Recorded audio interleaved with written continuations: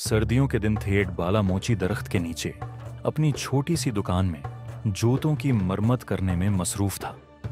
उसकी दुकान बगैर छत और दीवारों के एक टंड-मंड दरख्त के नीचे गांव के बिल्कुल बीचों बीच एक साफ सुथरे मैदान में थी। और इस दुकान का कल असासा लकड़ी का एक संदूक था।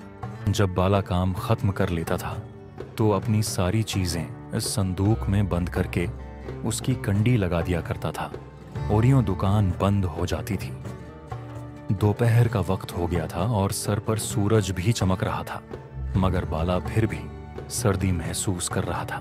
उसने ऊन की बनी हुई पुरानी शाल को अपने जिस्म के गर्द लपेट रखा था। उसके बावजूद उसके बात पांव सर्दी से ठंडे हो रहे थे। वो गांव का वाहिद मोची था। गांव के सब लोग अपने फटे पुराने जूतों की मरम्मत उससे ही करवाते थे। उसलिए उसको फारिग बैठने की जरा भी फुर्सत नहीं मिलती थी और वो सुबह से शाम तक अपने काम में ही लगा रहता था। बाला था तो गरीब आदमी, मगर उसमें लालच नाम को भी ना था। उसे इल्म था कि गांव के लोगों की आमदनी ज्यादा नहीं होती और वो बड़ी मुश्किल से अपनी गुजर बसर करते हैं। बाला गांव के दूसरे लोगों की तरह ही अनपढ़ था, मगर उसको गांव वालों की गुर्बत का एहसास था। इसलिए वो उनसे जूतों की मरम्मत के ज्यादा पैसे नहीं लेता था। ऐसा भी नहीं था कि उसको जूतों की मरम्मत के बदले रकम ही मिलती हो। गांव के कुछ लोग तो उस खदमत के एवज उसे मुर्गी, इंडे, गंदम, सब्जियां और गड़ वगैरह भी दे जाते थे। एक दफा उसने गांव के एक आदमी के 2 बच्चों के नए जूते बनाए थे, तो इस आदमी ने उन जूतों के बदले उसे एक बकरी दे दी थी। उस बकरी की वजह से बाले और उसके घर वालों को दूध की आसानी हो गई थी। वो अपनी बीवी और 2 बेटियों के साथ गांव में रहता था। घर चलाने के लिए उसे सख्त मेहनत करना पड़ती थी। उसकी बीवी एक बहुत अच्छी और मेहनती औरत थी। वो जूतों में काम आने वाला चमड़ा रंगने में बाला का हाथ बटाती थी और उसके साथ साथ वो गांव के जमींदारों के खेतों में भी काम करती थी, जिससे उसे कुछ पैसे मिल जाते थे। दोनों की उस जद्दोजहद के नतीजे में घर की गाड़ी चलती थी। उनकी दोनों बेटियां अभी छोटी थीं और गांव के किचे मदरसे में पढ़ने जाती थीं। दोनों मियां बीवी उनको किसी काम में हाथ नहीं लगाने देते थे। बाला उनसे कहता था कि बस वो पढ़ती लिखती रहें। उसके बावजूद दोनों लड़कियां घर के मुख्तलिफ छोटे मोटे कामों में लगी रहती थीं, जिसकी वजह से बाला की बीवी को बड़ी आसानी हो जाती थी। बाले के घर की एक मुद्दत से मरम्मत नहीं हुई थी। उसके घर में 3 कमरे थे और उनकी छतें बोसीदा हो गई थीं। बारिश होती थी तो पानी कमरों में टपकने लगता था। बाला ये सोच सोच कर परेशान हो जाता था कि अगर सर्दियों में बारिशें शुरू हो गईं तो क्या होगा। उसने पैसे जमा करना शुरू कर दिए थे ताकि बारिशों के होने से पहले ही घर की छतों की मरम्मत करवा ले, मगर अभी उसके पास बहुत थोड़े पैसे ही जमा हुए थे।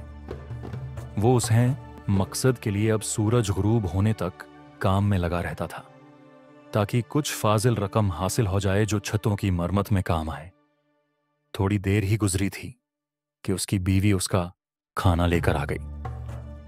वो अपने साथ टीन का एक बड़ा सा डब्बा भी लाई थी, जिसमें उसने लकड़ियों से आग जला रखी थी। बाला बीवी को, खाने को और आग के डब्बे को देखकर खुश हो गया। बोला, बाली, खुश रह, तूने तो कमाल कर दिया। तुझे कैसे पता चला कि मुझे सर्दी लग रही है?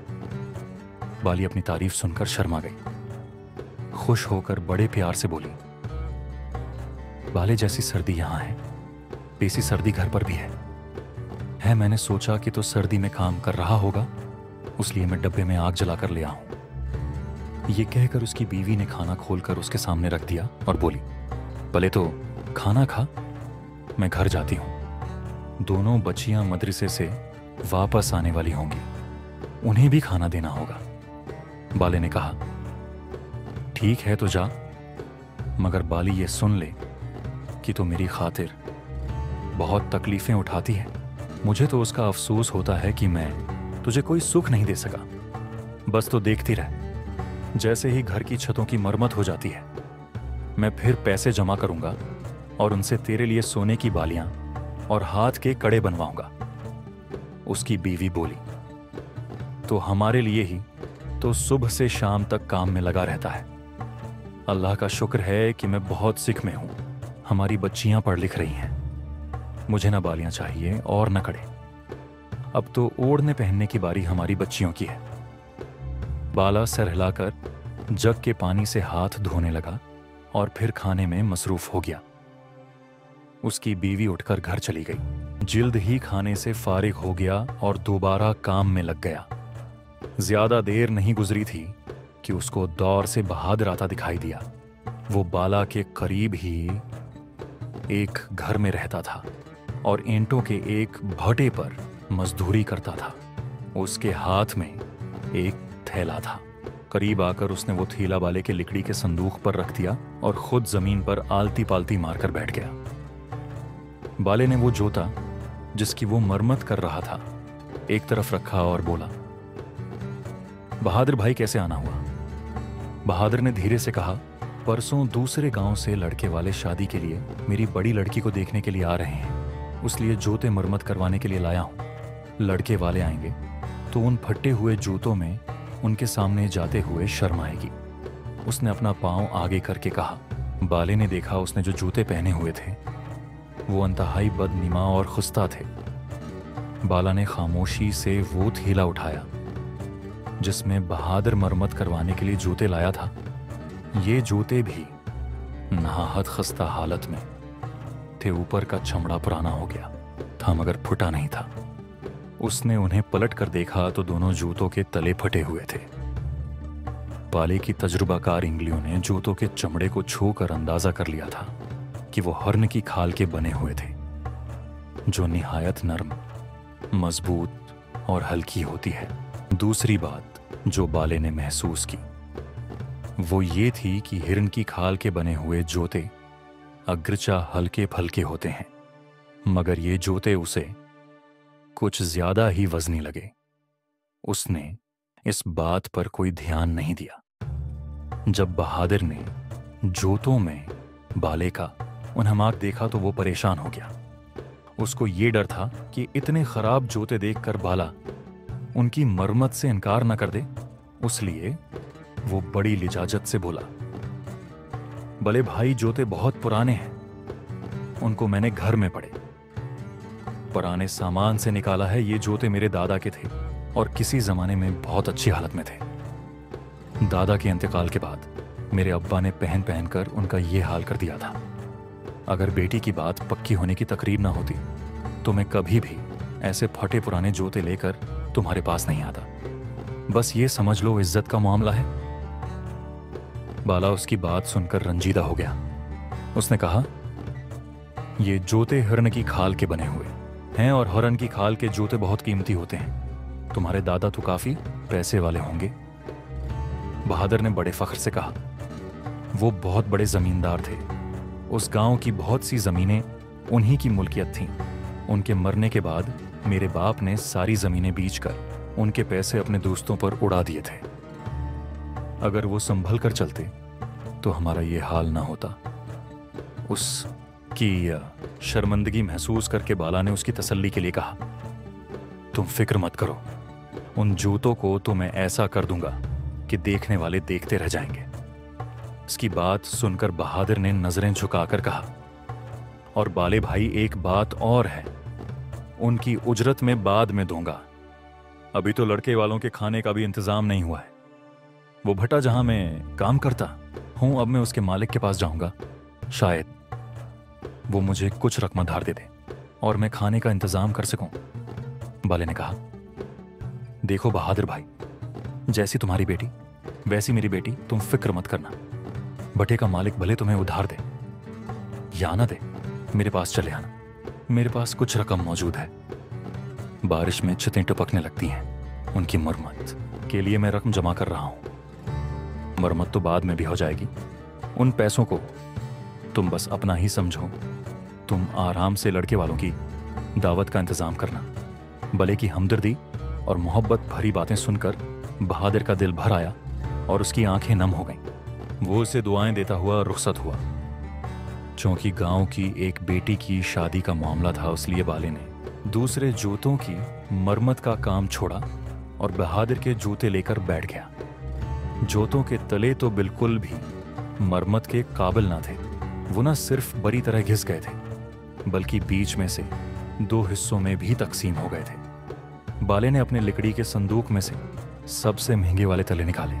ये तले वो गांव के अमीर जमींदारों के जूतों में लगाता था। उसके बाद वो अपने काम में लग गया। शाम तक जूते तैयार हो गए थे। बाले ने उन पर बहुत मेहनत की थी और वो बिल्कुल नए लग रहे थे। उसने अपनी सारी चीजें लकड़ी के संदूक में बंद करके उसकी कंडी लगाई और बहादुर के जूतों का थैला उठाकर घर की जानब रवाना हो गया।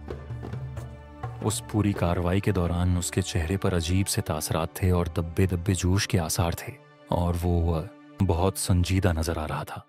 उसके कदम तेजी से घर की जानब बढ़ रहे थे। ऐसा मालूम देता था जैसे वो जल्द से जल्द घर पहुंचना चाहता हो। घर पहुंचकर उसने जूतों का थैला एक तरफ रखा। दोनों बच्चियां बाहर गली में दूसरे बच्चों के साथ खेल रही थीं। बाली रात का खाना पका रही थी। बाले ने उसे आवाज देकर बुलाया। वो आ तो बाले ने उसे बहादुर के जूते दिखाए और फिर उसे पास बैठाकर चुपके चुपके उसको कुछ बताने लगा। बाले की बातें सुनकर बाली आंखें हैरत से चमकने लगी थीं। अपनी बात खत्म करके बाले ने अपने कुर्ते की जेब में हाथ डालकर पुराने कपड़े की एक पोटली खोलकर बाली को दिखाई। पोटली में बहुत सारे चमकते हुए हीरे और सोने की छोटी छोटी ईंटें चमक रही थीं। उनको देखकर बाली हैरान भी थी और खुश भी। बाले ने कहा, अब हम बहादुर के घर चलेंगे। बच्चियां बाहर गली में खेल रही हैं, तो चौल्हे की आग हल्की कर दे। हम जल्दी वापस होंगे, आ जाएंगे।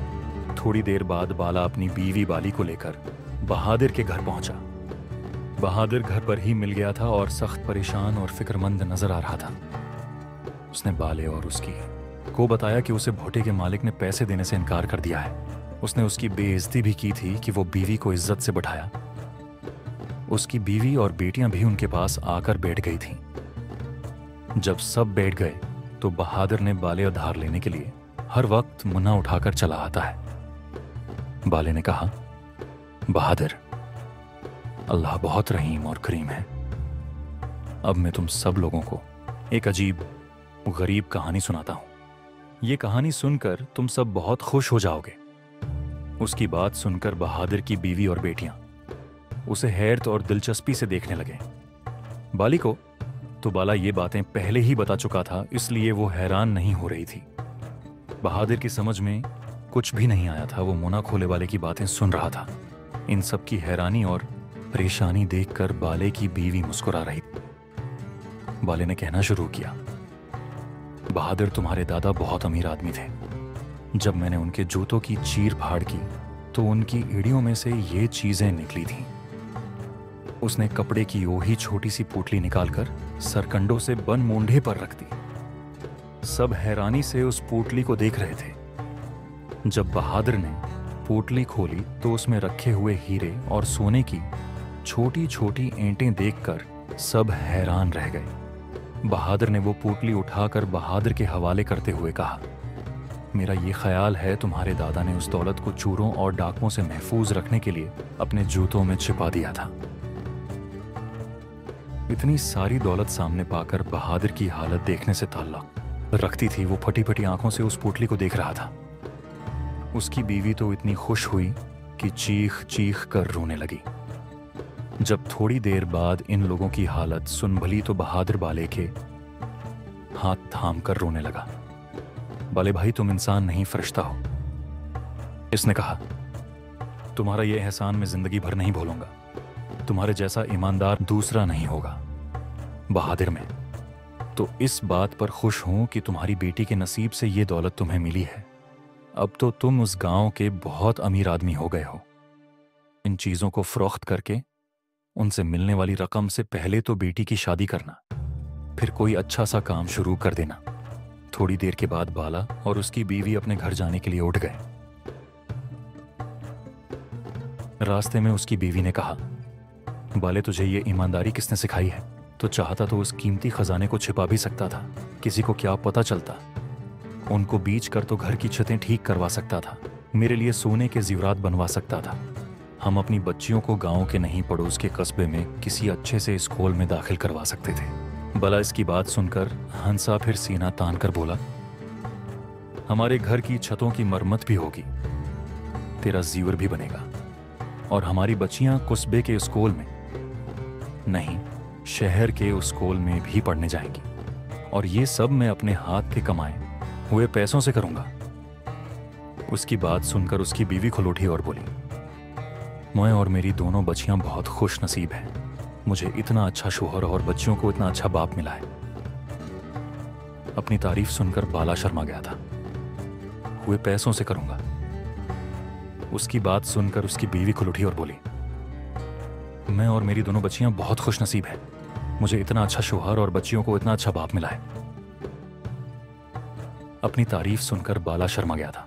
बीवी से उस शर्म को छिपाने के लिए झूठ मोट के गुस्से से बोला, बाली जरा तेज चल, मुझे भूख लग रही है, घर जाते ही खाना खाऊंगा। बाली समझ गई थी कि उसकी तारीफ से बाला शर्मा गया है। वो मुस्कुराई और तेज तेज चलने लगी।